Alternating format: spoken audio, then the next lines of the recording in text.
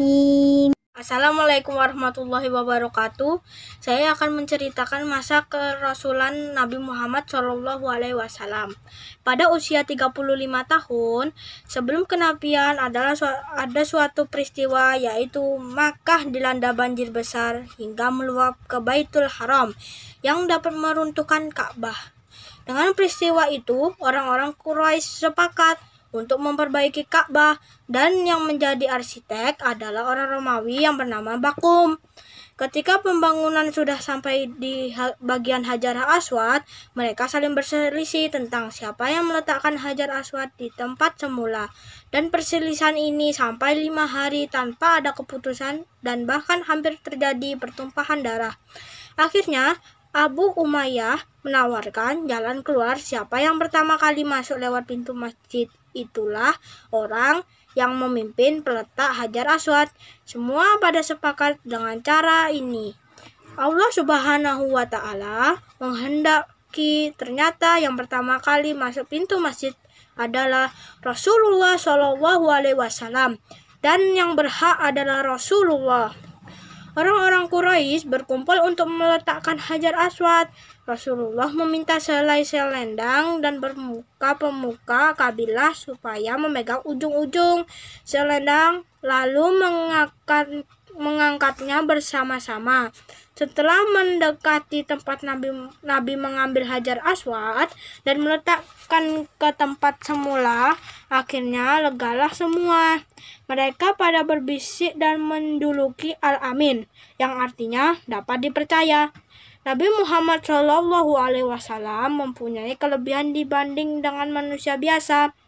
Beliau sebagai orang yang unggul, pandai, terpelihara dari hal-hal yang buruk, perkataannya lembut, akhlak utama, sifatnya mulia, jujur, terjaga jiwanya, terpuji kebaikannya, paling baik amalnya, tetap janji, paling bisa dipercaya, sehingga mendapat julukan Al-Amin.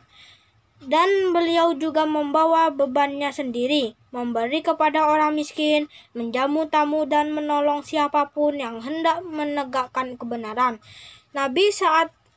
Pada saat Nabi Muhammad SAW hampir berusia 40 tahun, kesukaannya mengasingkan diri dengan berbekal roti dan pergi ke Gua Hira di Jabal Nur.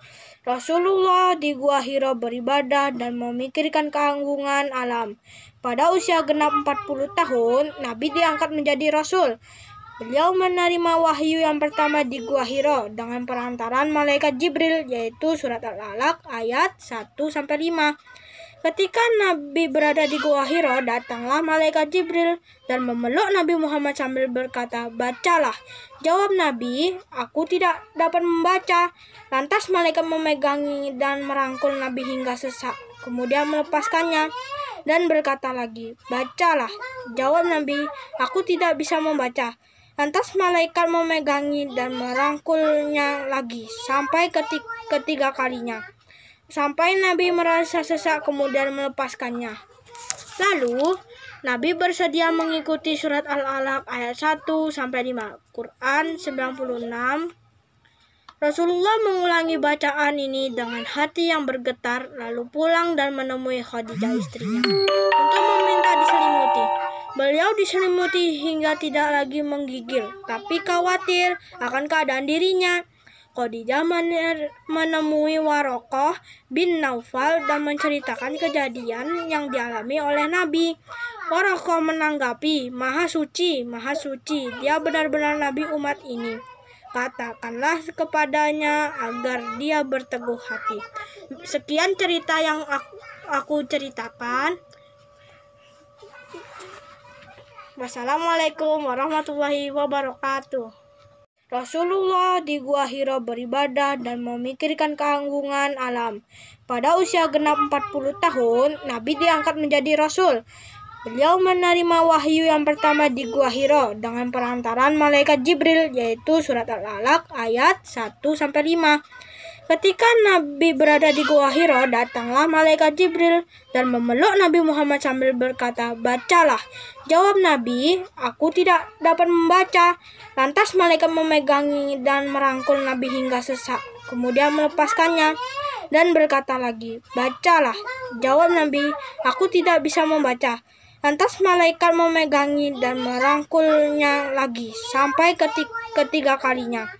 Sampai Nabi merasa sesak kemudian melepaskannya. Lalu Nabi bersedia mengikuti surat Al-Alaq ayat 1-5, Quran 96. Rasulullah mengulangi bacaan ini dengan hati yang bergetar, lalu pulang dan menemui Khadijah istrinya untuk meminta diselimuti.